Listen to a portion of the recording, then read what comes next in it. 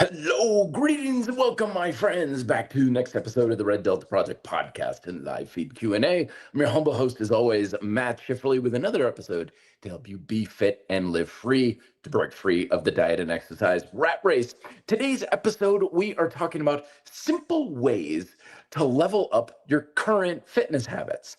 And this is an important thing to address because, as I've always said, the biggest reason why many people fail to get the results they want is because they're just working too hard. They're wasting a lot of time, they're wasting a lot of energy, they're wasting a lot of, in many cases, money. And this is dwindling your lifestyle resources, which not only crashes motivation and compromises your consistency, but it also basically keeps you running in circles of just working as hard as you can for mega results.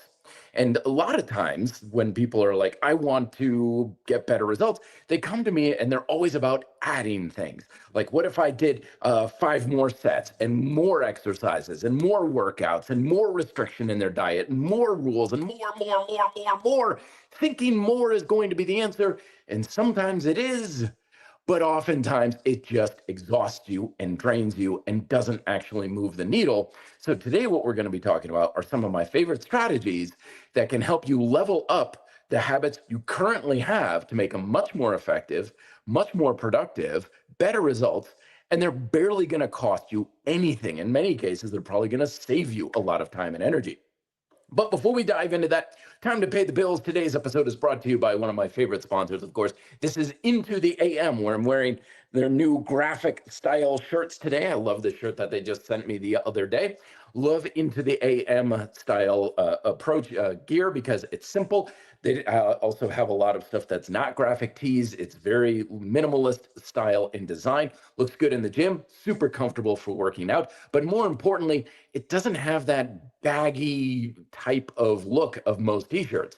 It's one of these things that actually makes me look good and highlights the beautiful strength that I've been trying to build over the past umpteen years.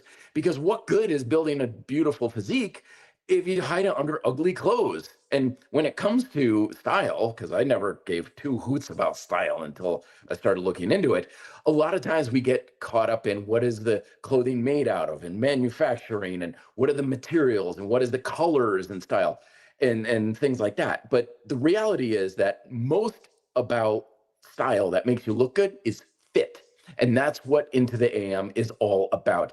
Everything they make fits wonderful. It fits snug enough so that it highlights your physique, but also at the same time, it doesn't look try hard. You're not wearing this medium t-shirt that makes you look like you're trying to, show off insecurities and stuff. Looks good, feels great. And that's the whole point of Into the AM and building beautiful strength. So link is down below in the description, plus a 10% discount code whenever you make your purchase. Enjoy that now. So let us get into it. These are simple things that will heavily level up what you're currently doing. Because then I know I got to reiterate this. A lot of times the progress you make isn't in doing more things. Sometimes it's an even reduction things. But case in point, like an athlete. A lot of times athletes, when they're an amateur, they will seek ways to do more fancy stuff. See this all the time in the martial arts, where people are like, I want the triple backflip, run up the wall, matrixy style techniques, when you've got the umpteen level black belt who can just be untouchable. And they're like, yeah, I practiced the same techniques I did when I was a white belt as a kid. They just do it really well. So these techniques are all about leveling up the things you're already doing to make them more effective. So first and foremost is the habit and the practice of setting your tension before every set that you do. Doesn't matter what discipline you're doing, bands, calisthenics, weights, whatever the case may be. The entire point of physical training is all about creating and controlling tension in your muscles. That's how you create the stimulus in your workouts for building strength, muscle, endurance, stability, performance. Everything you want is about you being able to control that tension. And the mistake that we often make is thinking that the tension is in the muscles because the exercise or the weights or the equipment is putting it there. And that's putting the cart before the horse. That's not how fitness actually works. I know it feels like it. You grab a dumbbell and you do bicep curls and you're like, yeah, the dumbbell is making my bicep work hard. No, it's not. Your brain creates the muscle tension to lift the dumbbell. It's kind of like if I was driving my car down the road and I thought the road is making the car drive. No, no, no, it doesn't. The road doesn't make the car go. It's just where you're applying the power and the precision of operating the car. It's the same thing with exercise. Pull-up bars don't make your back wider. Getting on a weight machine doesn't work your chest. You work your chest, or you use your chest to use the machine. And that's why we need to be aware of this fact, because setting your tension improves every set you will ever do in every exercise for any discipline for the rest of your life. But if you're not setting your tension, then you are significantly putting the effectiveness, the safety, and the satisfaction, because it also feels a lot better, of your workout at risk every single set. So it's a real simple process. If you've deadlifted, you've probably already done this, because you wouldn't think of doing this without not doing this when you deadlift, where you get to the bar, you get into position, so you get your hands on the bar and you get your hip hinge right, your knee flexion just right, and you pack your shoulders and everything. Then you tense your muscles. And then once everything is set for the tension, then you apply resistance by lifting the bar off the ground. Now, this is very easy to understand for deadlifting. So why don't we do it with anything else? Instead, we just jump on the pull-up bar and start doing reps. Or we'll just fall to the floor and start doing push-ups, drop and give me 20 shoulder kind of thing. We want to apply this methodology in every strength exercise we ever do. And it's very simple. It takes literally a second or two in order to do. So same thing with deadlifting. You just get into position. So you get your body where you want it to be. Are your hips locked? Are your knees bent? Are your hands in the right position? Are your shoulders back? Just get your position right. Then you apply the tension in your muscles. That's the key. You're not letting it just react. You're proactively turning on the muscles you want to be engaging. Think also of supplementary muscles that are involved. So if you're doing things like push-ups, are you getting some tension in your lats and your glutes? In your core, right? It's not just shoulders, chest, and triceps. You engage the muscles, don't need to be as tight as possible. It's just some engagement. Then you apply the resistance. And the resistance does not make your muscles engage. You've already done that. Instead, what you're doing is you are using the resistance to require as much tension as needed to do the exercise. Resistance doesn't make tension happen, it necessitates it.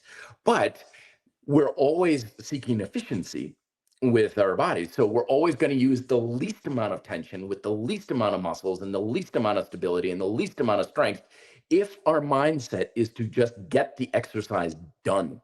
So you're barely getting enough tension in the muscle to accomplish it. You don't want to have minimum effectiveness. You want to overkill that sucker. You want to get as much as you can out of every set and rep, correct? So why settle for less? Why go through the workouts and the exercises and the sets and the reps to settle for minimum effective dose? Why not maximize it? And again, usually when people are like, I want better effectiveness, so I'm going to do many more exercises, many more sets, and many more. And then it's just, yeah, okay, that can work great, especially if you're not doing much to begin with. But eventually, you're just going to run into that wall of you just don't have more time and energy. So how do you make better use of the time and energy? And that's setting your tension. Set the position, set the tension in the muscles, and then apply resistance and do the exercise. And if you start going and you're like, well, I don't really feel the muscle working very much. Like I hang from the pull-up bar, or I'm grabbing the pull-up bar ideally, and I don't really feel my lats really like doing stuff. That's a great sign that this is absolutely going to make a massive difference in your workouts and is very much needed, because if you having trouble engaging a muscle, nothing you do in your workouts will ever be effective for building that muscle up very much. You can do every exercise, every technique, every little trick like bend the bar and all that kind of stuff. If you have trouble engaging the muscle, you will never have an effective workout or a very effective workout. It'll be effective to some degree, but you'll always struggle to build that muscle no matter how hard you work. And that's the beauty of muscle tension, is that when you improve it, everything gets way better always. But if you struggle with muscle tension and you're not doing things like setting your tension to practice it, you're always going to struggle with it. It's never going to work very well, no matter what. So it literally can make all the difference in the world. And all it takes is literally taking that much time of that pause to just set your tension in the muscles before doing it. It takes a habit. It takes a little bit of time to get going, but once you get in the habit of it, I guarantee every set, rep, exercise, and workout you ever do will be much more effective, even if you're not doing any extra work. So that's setting the tension. That's probably the first thing that you can do to radically improve the current habits you're doing. Let's get to some questions. H. Reed coming on. Do you think explosive push-ups are actually beneficial, or is it just gimmicky? I know it gives explosive power. Well, there's the answer, absolutely. But it's still going to give me muscle building benefits better than standard push-ups. Well, it depends on the application. And always remember, folks, that when it comes to assessing something on whether or not it can be effective, the question we always want to ask ourselves is, what are the chances this is going to help me better achieve the fundamental objective that I want to achieve, that I'm going after? So in this case, we're talking about building muscle. So we want to challenge our muscular work capacity, get to the point where you're really getting the muscle to a high state of fatigue. Can you do that pretty well and effective with explosive power? Yes. Is it more likely to happen? Are the odds in your favor? I would say in generally, no. You can certainly do it. I'm sure there's a million people in the comments later when this is produced on YouTube where they're like, I built a massive chest, with 30 pounds of muscle doing only explosive push-ups. Yeah, great, awesome, wonderful. But you're going off a data point of 1. I can find someone who won Powerball and say, look, Powerball is a sound financial strategy. And it's like, no, it's not. Who cares if someone's successful with it? It doesn't matter. We want to ask ourselves, what are the odds of being successful? What are the chances of being successful? And it doesn't matter if someone was successful with it. It doesn't matter if a million people were successful with it. What matters is, are you going to be successful with it? And generally, explosive work is great for stamina, power, explosiveness, as athleticism. But generally, you're going to lose power before you reach a higher state of fatigue in the muscle. I'm going to say that again. You're going to lose power before you can reach the higher state of fatigue. So you're doing like explosive push-ups, for example, and you get to the point where you're not really coming off the floor. You can probably still do another 15, 20 push-ups. So you're not really fatiguing the muscle all that much. So that's why in grind style calisthenics, the explosive stuff is in phase the 3, not the first 2 warm-up phases, but that's power, strength. You're not trying to build muscle with that. You're trying to build proficiency and skill where you want to be fresh. Then you go into your 4th phase with grind style calisthenics, or in beautiful strength, level 3, and then you're just burning the muscle out, and that's where you're going to get the bulk of your stimulus for hypertrophy. So can you do it? Yes. Are you probably going to do it? Probably not. Not to the degree that you want. All right. More questions. Cristobal, it's good to see you, my friend. Say, Matt, how you doing? Do you take creatine? Is it worth it for you? And so on. I'm doing okay. It's been a bit of a rough week for me, to be perfectly honest. I'm always honest with you folks. But onto your questions, I do creatine just because it's one of those Delta things that is pretty cheap, simple, quick, and easy, and why the hell not kind of deal. Personally, I've never experienced a whole lot of benefit from it, largely because I have a pretty robust diet with a lot of red meat in it, and you get creatine from red meat. And 2 is I just don't work out very much. I just don't exhaust my muscles all that much. Last night, I got in a full body push-pull squat workout. It's the first time I've worked out since I don't know, 7 or 8 days ago. Like I said, it's been a bit of a rough week, not really conducive for exercise. So yeah, I just don't work out enough probably to make it really worth it, because remember that creatine is one of those things that it doesn't do anything, which is why it works, because it replenishes what already gets replenished naturally anyway. So my replenishment of my natural creatine stores is happening fast enough that the supplementation is probably not doing a lot for me. But again, so what? Doesn't matter. Doesn't matter if it works or not for me. What matters is, does it work for you? I've known lots of people who get on creatine and they're like, oh my gosh, this is like game changer for me. And a buddy of mine years ago, he asked me, he's like, on a good day, I'll get a 1-arm pull-up maybe. But if I take creatine, I'll get 8 one-arm pull-ups. He's like, do you think I should keep taking it? It's like, what are you, stupid? Like, of course. If you do something, you're getting very strong positive feedback. To hell with the opinion of anybody else. To hell with the experience of anybody else. Your opinions and experiences, all that matters. But overall, creatine is one of those things that's super simple, super cheap, super easy to take. There's not really any downside to it. So if there's even a tiny little smidge of upside, of course it's going to be worth it. And nowadays, a lot of the research is coming around of showing benefits of creatine for cognitive abilities and people as they get older for, being able to have metabolic improvements and this stuff. It literally is. It's like, a lot of things. It's like, why would you not take it? There's no reason not to, and other than a lot of myths and stuff that are out there. And if you have, but there are these downsides. I can almost guarantee you they're myths. There is not really a whole lot to say not about it. All right. And finally, one more. Ray coming on saying, is setting tension just flexing that muscle chain? Yeah, pretty much. Is it similar to creating imaginary resistance in the muscle? Yeah, yes and no, maybe so. For example, bicep curl with no weight rather than just imagining the weight. So remember, when it comes to tension, a lot of folks really get lost in the ether and overcomplicate this whole thing about muscle tension. Muscle tension is real simple. It's flexing the muscle, and that's it. It doesn't matter if there's a weight. It doesn't matter what the sets and reps are. It's just on, off, because that's how your muscle fibers work. Motor units, more specifically, is that it's just binary. Your muscle fibers have 2 settings, on and off, on and off, ones and zeros, folks. The matrix is real. We're all just living in the simulation. It's all just ones and zeros. So it doesn't matter what context the muscle tension is created under, whether or not you're lifting weights, groceries, imagining just flexing the muscle. Tension is tension. There's no such thing as different kinds of muscle tension.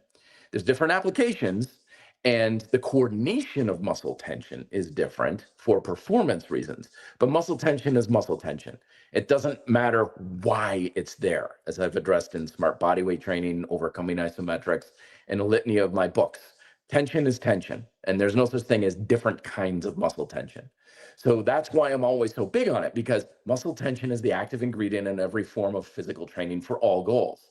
Your ability to get what you want depends entirely upon your ability to create tension and control where the tension is at will. That is fundamentally the entire point of all physical training. And your success 100% rests on that. So that's why I'm always saying you got to practice this and get good at it. Because like any skill, if you get good at a skill, it takes a fraction of work, time, and effort to be productive with it.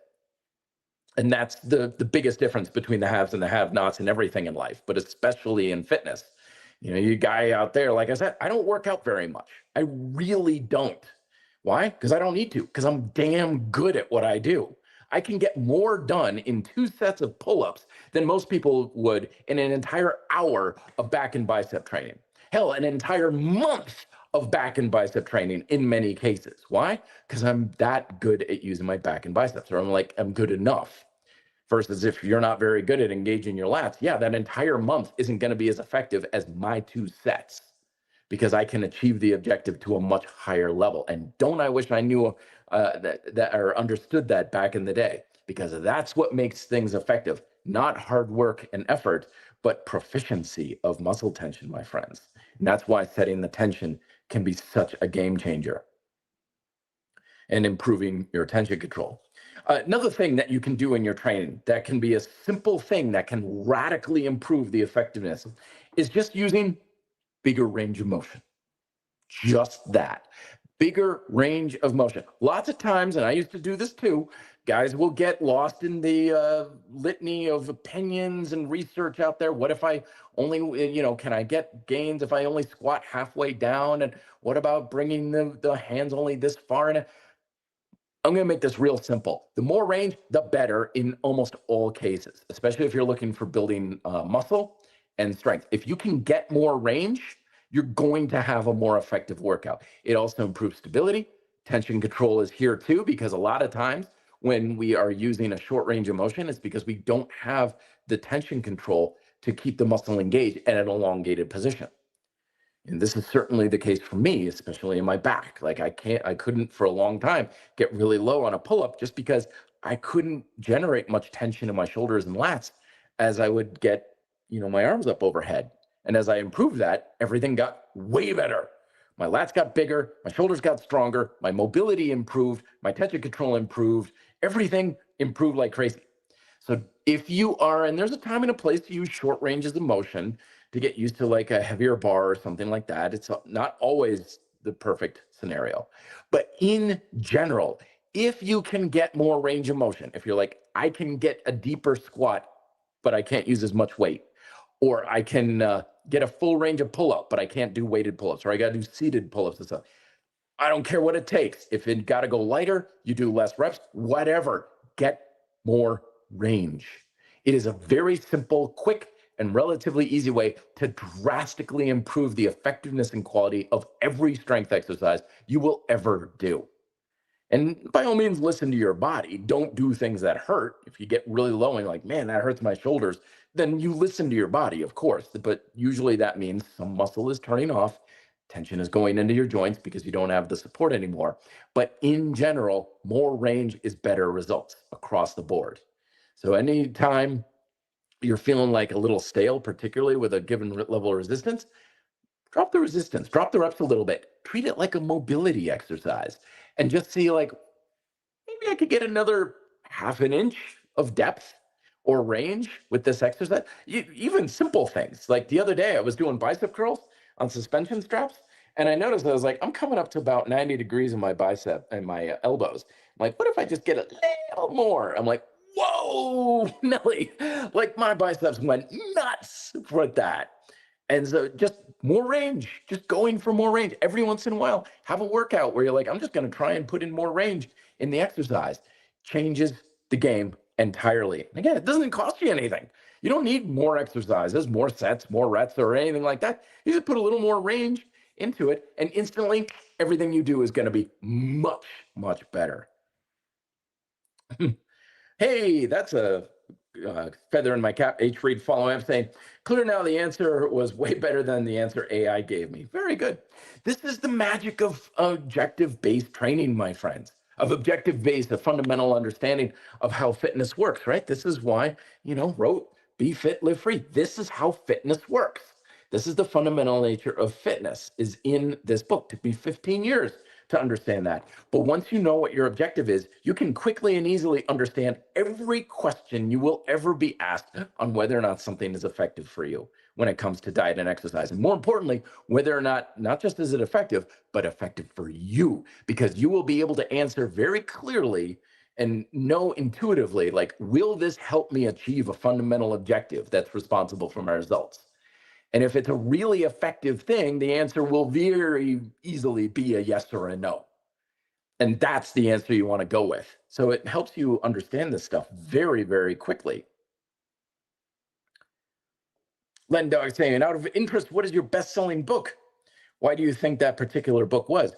To be honest with you, I couldn't tell you. I've never been one for metrics. I keep thinking I should go and look into that, go on Amazon. Of course, it's really hard to know too, because there's bestsellers on Amazon because that's where you can get on Kindle and paperback, but you can get it on PDF on my own website now too, because I got my own little store. So sometimes people who find my website are a different demographic and they're buying different books that they're after. But Grind Style Calisthenics, Beautiful Strength, and my Micro Workouts book are always really strong sellers because they're just the best programs that I have, the most clear of like, here's how you work out to look and feel your best. Here's how you work out to get jacked. Pure and simple. A lot of the other stuff is a little more philosophical. It's a little bit more in the weeds of like a unique approach. I mean, I knew Be Fit, Live Free was not going to be a good seller for me, even though this is absolutely life-changing information, or at least it sure as hell changed my life 100 different ways. Like this is the thing, like if I could go back in time and give myself one book on fitness, that I wish I knew when I was younger, it would absolutely 100% be this one, by a mile, because that is how we make fitness far more effective, every aspect of fitness, far more effective and a lot easier and less stressful. But I know that's not what people intuitively are looking for. So I wrote that just to get it out there in the world, but I don't expect many people to be buying it because, well, to be honest with you, a lot of people just aren't going to be ready for that. If you were on the internet and you're like, okay, what kind of things do I want to look for in my health and fitness? It's like, I want to look better naked. I want to build muscle. I want to lose fat. That book is not directly going to tell you how to do it, but it will give you the fundamental understanding of how to do it so you can judge and utilize everything better for the rest of your life. So that's my best book by a mile, but it's not my best selling book because, well, let's be honest, I'm not very good at marketing these things, but it's definitely a good question. But grind style calisthenics and beautiful strength are certainly top ones because, beautiful strength is real simple, straightforward. Like, do these exercises, look better naked. I don't know who doesn't quite want that. And that's my latest one, of course, is beautiful strength. Ella Cromombi, good to see you. Matt, what is the best workout plan for wrestling? Looking to get into wrestling, what exercises do you think I should prioritize? This one is a good question for all sports and stuff because there's a rhetoric in our fitness culture that your ability to do the activity better rests a lot on what you do in the gym. And by and large, that's just straight up false. I can't give you a workout that's going to make you a better wrestler. It's just not going to happen because 99.9% of your ability to kick butt in wrestling is wrestling practice. Same with martial arts, biking, skiing, and everything like that. You want to look at your strength training kind of like a vitamin pill, a supplement to it. It helps fill in the cracks. It makes sure that you've got the assets necessary. But here's the thing is, a lot of people think, well, if I get bigger, faster, and stronger, I'm going to be a better athlete. That is absolutely wrong.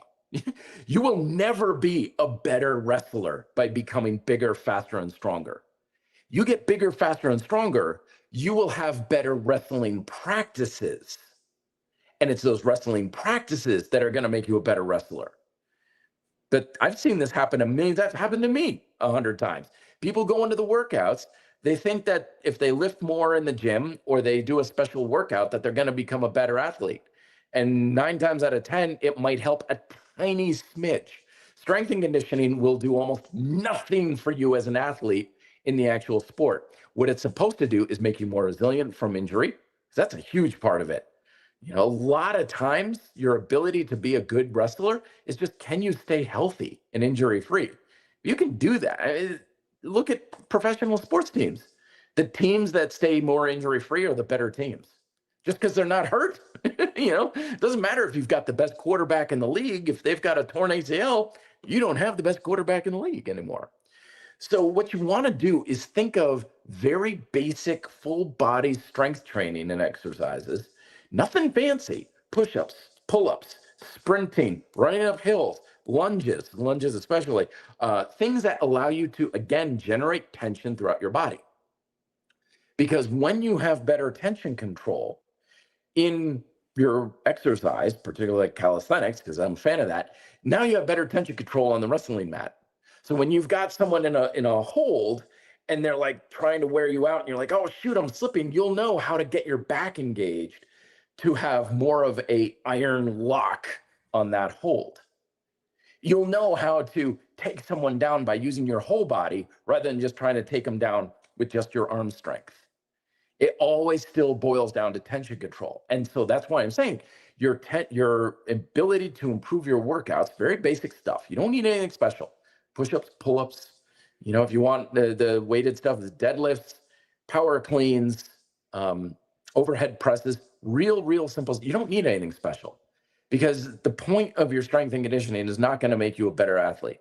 It's going to make you a better practitioner of the sport in your practice. Because if you can level up your practice, then you're going to be a better athlete.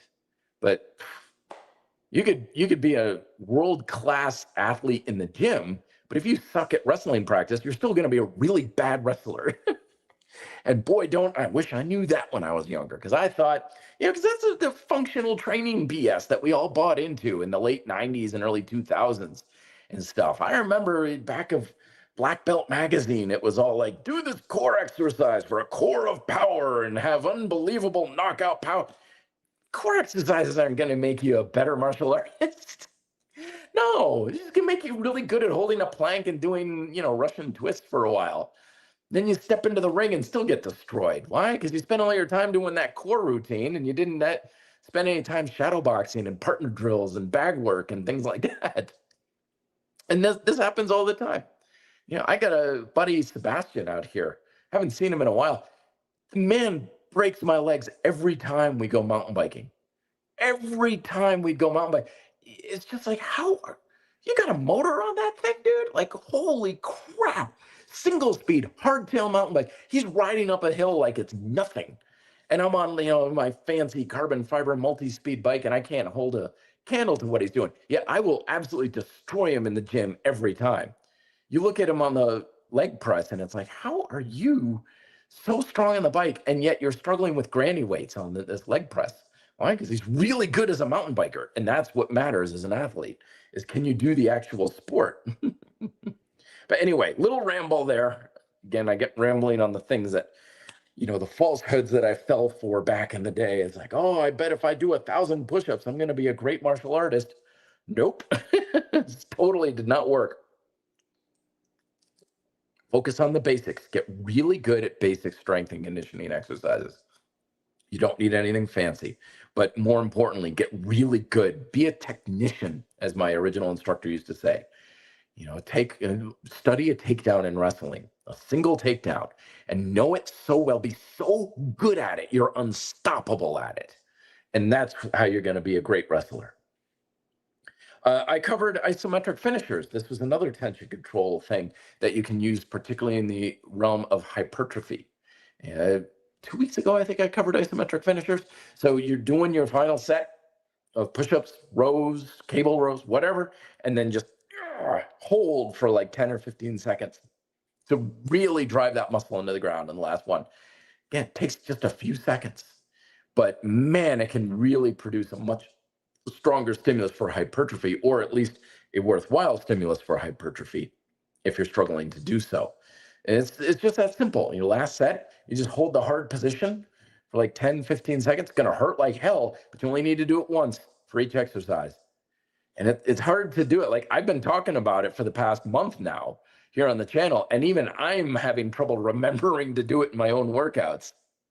But it's extremely effective for being able to just better create the stimulus for hypertrophy by challenging your muscular work capacity.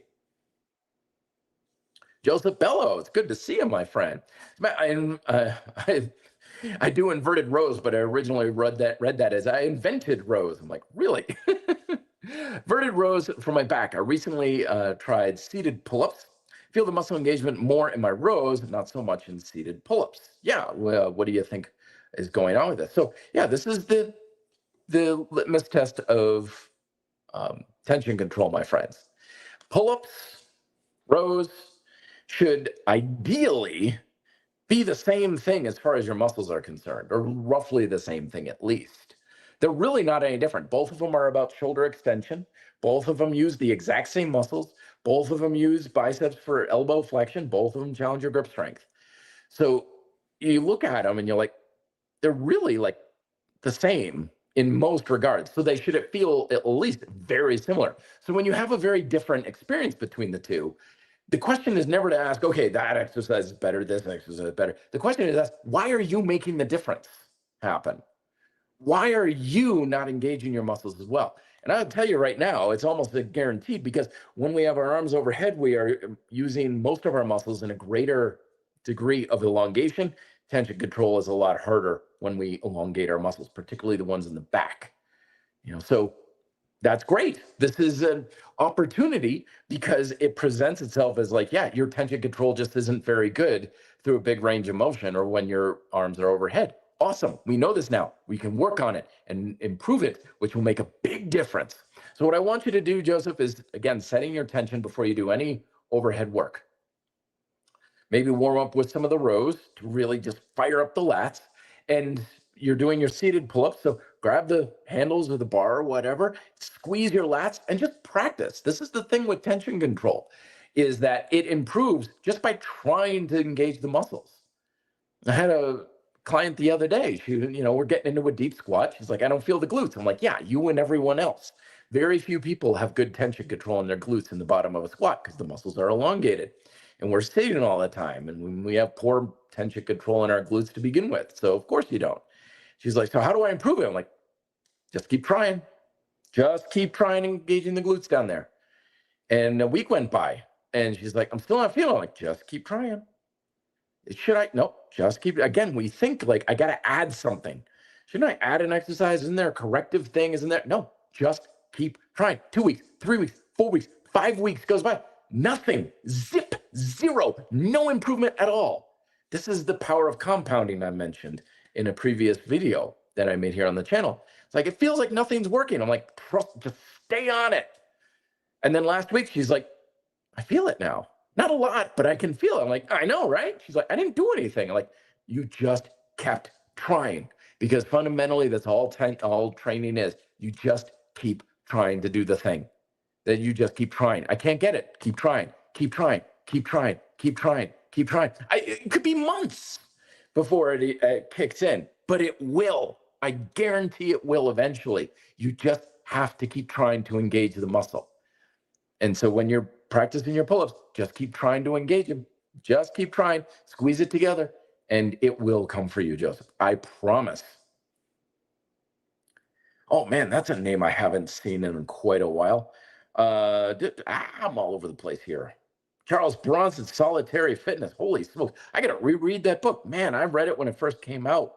Long time. Man, that's a blast from the past.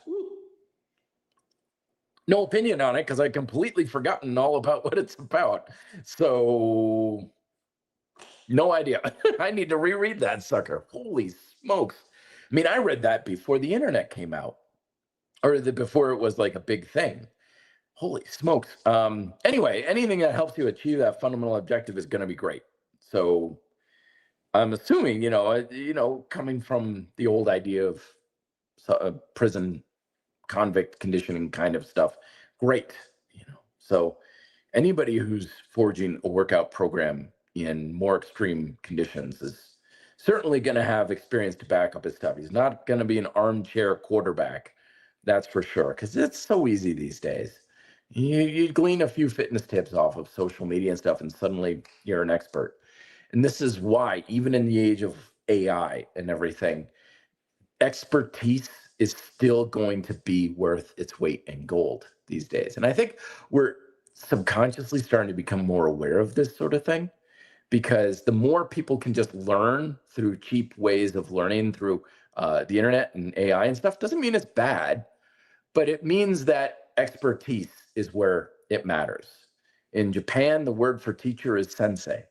And the two characters for that mean before or previous life, which means you've lived this sort of thing. So you get someone with 20, 30, 40 years of experience in the trenches of teaching strength and conditioning versus someone who's done a whole lot of keyboard homework. And it's natural for us to be like, yeah, I'm going to go with the guy who's got like 30 years or the guy who's been doing this sort of thing in the extreme conditions. They've got something to say. You always got to take it in context, though. Yeah, because like a lot of times we look at individuals who have developed fitness programs coming from a certain background, but that background needs to be taken in context with average individuals. You see this all the time. It's like, oh, look at this guy developed this program. He's a, Navy SEAL, and he was 5 tours in the Middle East and everything like that. It's like, okay, great, wonderful. Most people aren't that, so it's probably not going to be a good fitness program for them. Navy SEALs are not in the business of getting people in shape. They're getting people into the business. They're in the business getting people to be warriors. And most people aren't warriors. They don't need to be. They have no interest in being warriors. They just want to look and feel better naked. That's why I wrote Beautiful Strength. I'm not going to train you like a Navy SEAL. Navy SEAL is about breaking people and making people quit because they just want the best of the best of the best of the best so they can put them into a war zone. So when, guys like that come out and they're like, oh yeah, I'm a Navy SEAL, work out like me. I'm like, I'm not like you, dude. I don't want to be like you. I want to be the guy who's like, I still drink beer and eat pizza and watch football, and I'm still in good shape. That's more relatable to the average individual because that's how we actually want to live. We just want to go in one direction. So you got to take these things into consideration. Charles Bronson, Paul Wade, they're fitness programs from being incarcerated. Great. Just know that's different context, very, very different context. You can learn a lot from these guys, but you don't want to live like them. You don't want to have entire ideologies built off of it because it's not what you want to go towards, what you're coming from. Ben, same map. I recently started running 2 times a week. Very cool. In addition to my usual calisthenics training, but I noticed increases my appetite in a crazy way. Yeah. I'm afraid that I'll lose my shape. Any advice? No, eat. Eat, my friend. Okay, so hunger is because you're creating a caloric and nutritional demand from doing things.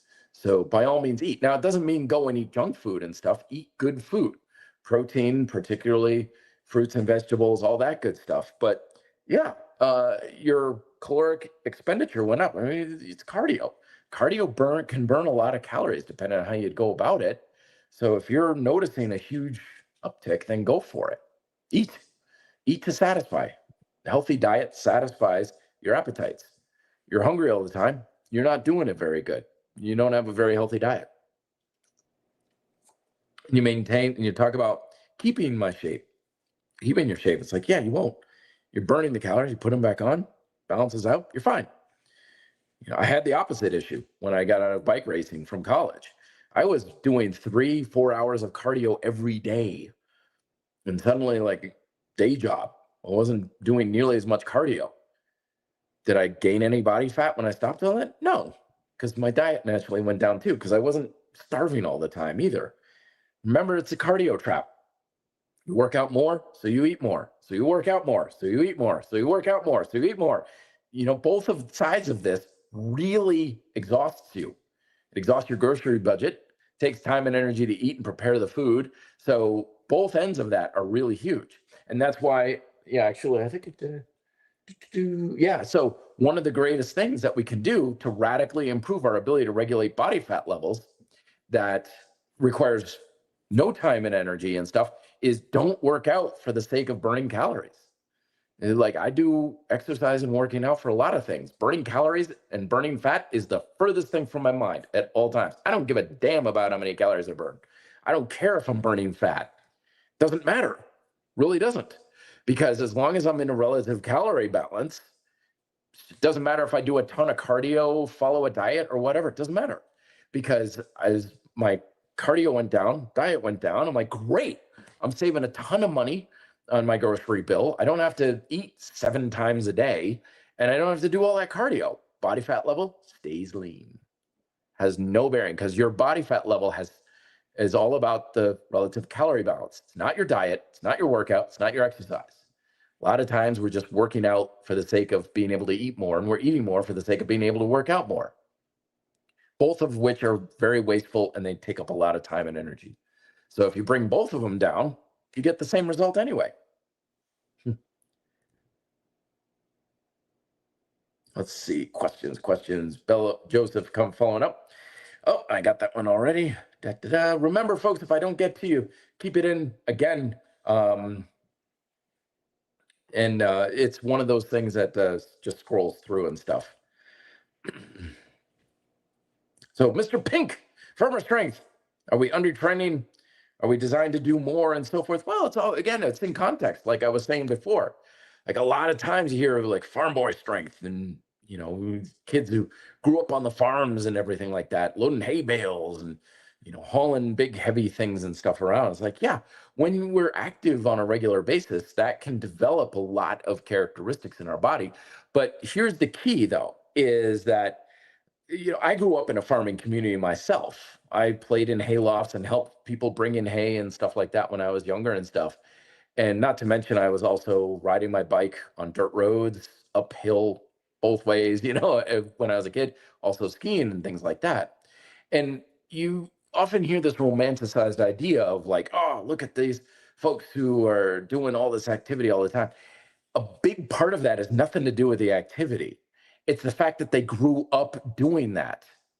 So during those first 15, 20 years of physical development, they were constantly subjecting their body to stimuli saying, you need grip strength, you need back strength, you need stability, you need to have an immune system that can stave off things like hay fever and things like that. It's not because they're doing the actual activity, it's because they're doing it when they're young, when they're a kid, and they grew up with that type of activity. If you took adults right now and put them to farm work, it'd beat them up like crazy. Because if they didn't expose themselves to it when they were younger, it wouldn't help them a whole lot. They'd still be fairly active. It'd be great. But you have to remember, again, they're not doing that physical labor for health and fitness reasons. They're doing it to get a job done. And that's the beauty of physical fitness, is that we can do it in a controlled way so that we're doing it in a more smarter, more efficient, more balanced way to get better results with far less work and effort. Because yeah, it's like, oh yeah, they got farm boy strength. It's like, you want to work on a farm 12 hours a day? Okay, but how about I give you a series of basic exercises you can do in 30 minutes instead? That's probably going to be more effective, especially for you kids growing up and stuff. So it's very easy to idolize, folks who have a background of something, but a large part of it isn't because of what they did. It's because they grew up doing it. H. Reed following up saying, I do full body workouts. How should I warm up? I really don't enjoy spending too much time just warming up. So yeah, here we go again. How do you have a more effective warm up with much less time and energy? And the answer is you just do a lighter version of what you're going to do anyway. Big time waster that I see people do a lot is they do a warm up separate from their workout. So they get into the gym and they're foam rolling and they're doing mobility work and they're doing stretching and they're doing working out on elliptical and then the rowing machine and stuff like that. And then after like 30 minutes of that, then they hop on the pull-up bar and they tweak a rotator cuff or their elbow strains. And they're like, what the hell? I warmed up. No, you didn't. You worked out first in a workout that had nothing to do with pull-ups. If I was going to do a pull-up workout, back and biceps, pull chain, I'd just simply do a few light sets of rows, maybe some rear flies, just get the muscles turned on. Again, it's all about that tension control. Go right to it. Pull-ups, go. I got to run on a treadmill. Why? Don't you need to physically warm up? Well, maybe if I came into the gym when it was 30 below in Vermont when I was growing up, then yeah, I guess maybe. But remember that warming up is always about preparatory action that gets you ready for what you're exactly going to do. And everything about adaptation in the body is always specific to the activity you're going to do anyway. So you can do a million things for an hour and a half in the gym, but if it has very little functional carryover to what you're going to do, it really doesn't do you any good to prepare for it. So you're just spinning your wheels. You're working out before you work out. It's like going to some of these restaurants and ordering an appetizer that's 5,000 calories. That's not an appetizer. That's an entree before you get your actual meal. Let's be serious here. So just a lighter version of what you're going to do there. That's all. If you've got something you like to work on a little bit, I like to do my T planks and shifting squats, shifting work a little bit. But if I'm going to do a back and biceps workout, I'm not going to do anything for my legs, warm up and foam roll and all that kind of thing. No, I'm just going to do a couple lighter versions, if that, of what I'm going to do. That's it. Sometimes I don't even do that. You do a lot of preparatory stuff with just setting your tension too. Maybe I'll just hang from the pull-up bar for a few seconds, get some scapular pull-ups. Yeah, okay, back's turned on, biceps turned on. Okay, here we go. Double tap training, 2 sets of pull-ups. All right, I'm done. Peace. See you guys. It's a lot less, but it's a lot more effective because it's achieving that fundamental objective so much more effectively. And that's what makes your workout effective. It's not how hard you work. It's not the science behind your routine or anything. It's just how well are you achieving that objective. And then I cover in Be Fit, Live Free and stuff. That's the thing that determines your success. Full stop. I don't care what you do. If you can have a better workout in 5 minutes, you'll get better results in 5 minutes than 5 hours. It's all about that objective. So your warm-ups are all about what can I do that's going to help me achieve that objective better. That's why we have shift work, intention control, and grind style calisthenics, or just a lighter version of what you're going to do anyway. And that's really, really all you need right there. Matt V, it's good to see you. I'm saying, Matt, do you have a particular chin-up routine that you're fond of? Yeah, double tap training. I do 2 sets, pretty close to failure, backfilling and stuff like that. That's it. That's all. Then I'll probably do, single arm rows if I'm for level 2. Again, beautiful strength. It's what I write about my latest program. I don't really have a routine. It's just back and biceps. So level 1, pull-ups. Level 2, pull-ups and single arm rows. Level 3, pull-ups, single arm rows, bicep curls, rear flies and stuff, maybe some front levers if I feel like it. So it's all about stacking up the exercises, but going after the big meaty ones first. And that's about it. Double tap training, 2 sets, close to failure for building work capacity. There's not really much of a routine to it. It's just getting the job done. Says they're my favorite exercises. Yeah, I don't blame you. Yesterday when I was doing the work, oh man, you take a week off like I did this past week, and then you get back into your normal routine and just like those exercises just felt so good again. It's like, oh man, I've missed this, and I like to hang the suspension handles off the pull-up bar, so I've got a little bit of supination, into the grip, and I'm just really squeezing and tensing up the back and stuff. And oh man, it just feels so good. So yeah, last night I did 2 sets of 8 to 10 reps, and then 2 sets of 8 to 10 on single arm rows, and then finished with bicep curls. And that was my routine. That was a lot of fun. Felt real good. Very satisfying. But again, always setting my intention. Len Dog, it's good to see you. Matt, I've seen a few videos about the benefits of dead hangs for shoulder health. What's your view on benefit of dead hangs? Yeah, it's a stretch. Very good decompression. That's what's going on here, folks. Decompression and just stretching things out. Do not think it has anything beyond that. But it's good to just have that type of stretch going on.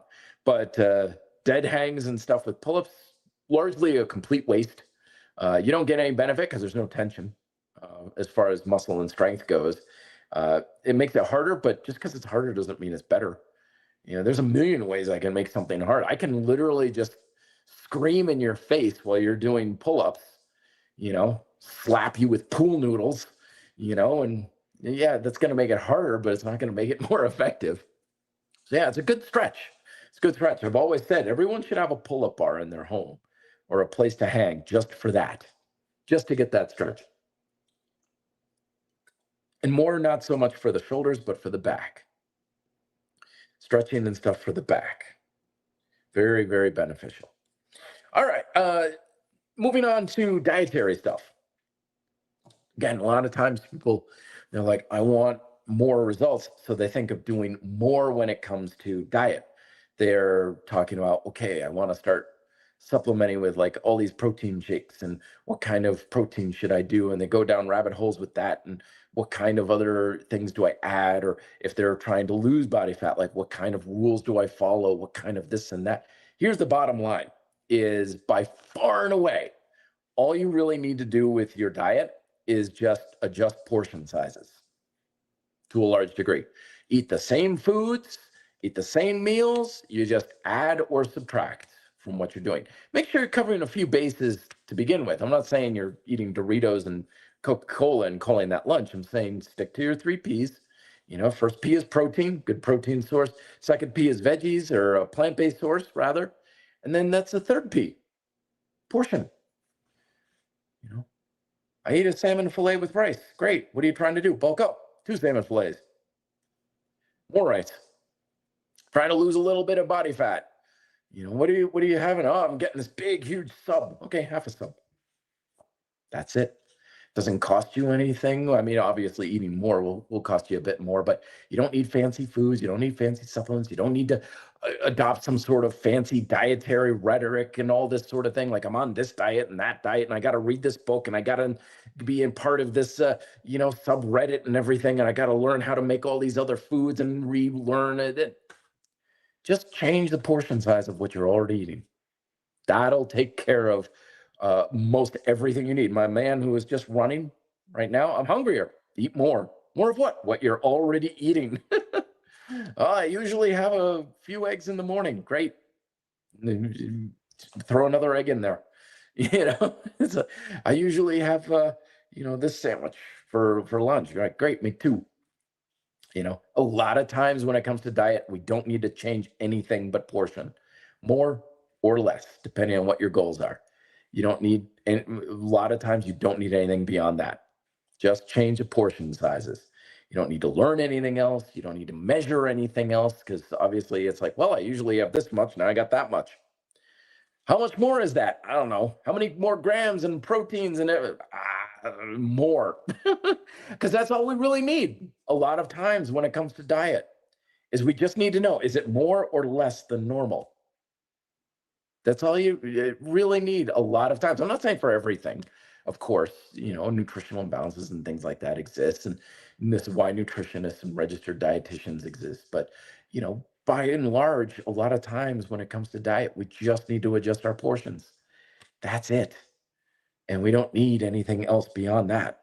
So, when you're meal prepping, you're like, yeah, I usually do a couple rice here. Okay. Half a cup or 2 cups of rice. Usually doubling or halving things is a big way to go about it. That we may go with that sort of thing.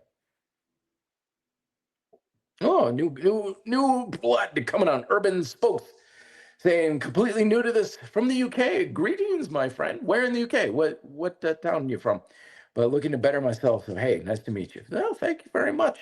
Yeah, I do these most every Saturday, 2:30 here Mountain Standard Time. I don't know what time it is there in the UK, but also remember that I always post the audio to these in podcast directory of choice, and the replay for the entire thing is on the Red Delta Project YouTube channel under the podcasts playlist. So if you miss anything, you can go through the back catalog, get a lot of these things as well. Let's see, what other notes do I have here? Simple things to ramp things up without adding costs. It's funny. Warm up right there. I just had it listed down. Warm up with exercises you're about to do. Yeah, lighter versions of what you're going to do. That saves so much time and energy right there. It's amazing how much that will really eat into you when it comes to your warm up protocol. Cool downs are another thing. A lot of times people will spend a lot of time with cool downs. Not a bad thing to do. A couple deep breathing, put your feet up on a weight bench and just lay on your back and prone and just let your nervous system kind of settle down. The cool down is not so much about recovering from the workout. It's more about just getting your nervous system and your mind ready to go back into real life, especially when it comes to if you have a workout that takes place midday, in the job or something like that. I'm going to be doing a new gig here in Denver, corporate fitness. So I'm going to be working people in the middle of their workday. So we may be doing a little bit more of that just so that it's like, okay, you just had this great workout. Okay, let's let things decompress for just a minute, take a few deep breaths, maybe hang from the bar and stretch a little bit, just so that you can more easily shift gears back into cubicle mode or work mode after the workout. You're not so ramped up and hyped up and everything when you're doing things there. Oh man, Urban is near Scotland, a place called Carlisle, up north on the borders near Scotland. That's awesome, man. That's great. Welcome, my friend. Thank you very much for stopping on by. But the bottom line I want to impress upon you here, folks, is that the basics are where you're going to get the bulk of your results. And a lot of times, improving what you want is just modifying what you're already doing in diet and exercise.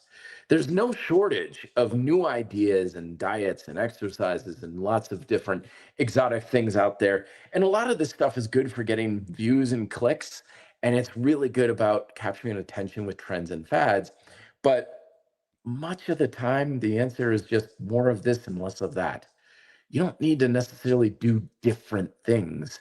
It's just improving the things you're already doing. So more of this, less of that. Like, I'm struggling with this exercise. Well, do it more. Get more practice. Oh, I feel like I can't really recover, from my runs. Okay, do a little less. Volume, as I talk about my adaptive training approaches, also in BFit Livery, is, when you have adaptability, the first thing that you would adjust is just volume. You don't change anything. It's just, well, I'm doing this, so I'm going to do a little less of it. I'm doing this, I'm going to get some more of this. And man, so many times that's all you need. That is literally all you need, is just more or less. I always think of the sound engineers, in recording studios. They got the switchboards in front of them with all the sliders and stuff. A lot of times that's all it needs. It's like, oh, a little more bass on, mic two. Okay. There you go. You don't bring in a whole nother musician or anything, or totally change up the sound and stuff. It's just a little more of this, a little more of that. Good. Now it sounds awesome. A lot of times that's all we need when it comes to our diet and exercise habits. It's just adjusting more or less, doing it to a higher degree of proficiency, setting the tension, intelligent warm-ups, making sure that the exercises you're doing are dialed in for your objective. All right. That's why objective-based training works well. It's a lot easier to hit a target when you just know what you're shooting at versus just shooting arrows blindly into the forest, just hoping you hit something. That's that old joke. How do you become the best archer in the world? Shoot an arrow anywhere and call whatever the arrow hits the target. A lot of times we do that in fitness, is we'll just put in effort and time and energy, and then we'll say it's successful because it did whatever it did. Right? It always does something, but the real litmus test is it going after the target you want to hit? And the first foremost part of it is you got to know what you're aiming at. You got to know what your target is. But most of us are just debating on whether or not we're shooting with compounds or recurves or laser sights and all this sort of thing. And at the end of the day, are you really good at archery? Are you just better at it? We like to get lost in the vehicles when a lot of times we have to admit we're just kind of lost with the whole thing. So it really does make a big difference to make things more simple, efficient, and effective too. It drastically reduces stress on body, mind, and lifestyle, which is what RDP is all about. And with that saved energy, you can pour more into the things that you're doing, so you make more effectiveness in your workouts and stuff. Or you could just use those resources for other things in life too. A lot of times people is like, well, I've got more time and more energy and more. What do I do? I'm like, live your life. Don't live it in the gym. Don't spend all of your time trying to figure out the perfect macronutrient ratios and how you're going to maximize your muscle protein synthesis or something like that. There's a lot more to life than diet and exercise, and most of it's a hell of a lot more important too. So put it towards those things. Diet and exercise is supposed to enhance our quality of life, not become it. It can if you want. That's fine for some people, but it sure as hell isn't for me. I would much rather spend my life doing things other than that. The only reason why it's the focal point of my life is because that's what I do as a profession. But if I was doing anything else with my life, you can bet your bottom dollar diet and exercise would be about that much of my lifestyle. I do enough to get what I want out of it and nothing else, like brushing my teeth. I don't care about dental hygiene or anything like that. I'm not like researching the latest technology and Sonicare toothbrushes or anything like that. Like, I don't know, dude. Just don't give me, make my teeth look at least halfway decent. Don't give me cavities. Good? Okay, good. Done. Same thing with health and fitness. A lot of us don't need a whole lot. Stick to the basics and adjust the portions. All right, I'm starting to ramble on, folks. Thank you very much. Don't forget, Into the AM new graphic tees. I love these things. These are awesome. They look really cool and fun, and they help you look good physically as well. They help highlight your beautiful strength. Link and discount code is down below, and also reddeltaproject.com for all the other resources for the books that I was mentioning on PDF stuff. You look up Red Delta Project on Amazon, you're going to find all my books and things like that. The equipment I recommend, yada, yada, yada, helps to support the channel, helps me pay the bills. Bill my bookie, Bill my parole officer, Bill the loan shark, all those guys. But overall, it is greatly appreciated. Thank you very much for coming on in, folks. And I'll talk to you probably next week. I'm going to be traveling though, so we'll have to play it by ear. But best of luck in your workouts this week. Then be fit and live free.